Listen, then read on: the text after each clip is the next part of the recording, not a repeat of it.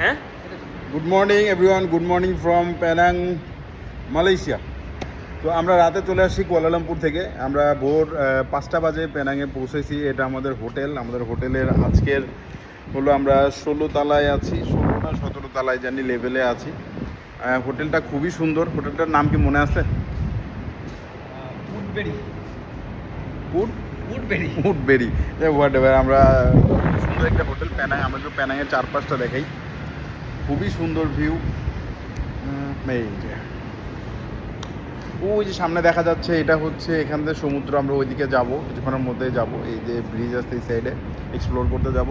আমরা এসে একটা ঘুম দিলাম, ঘুম থেকে উঠে রেডি হলাম। এখানে যে হোটেলটা নিছি, হোটেলটা আসলে খুবই জোস একটা হোটেল।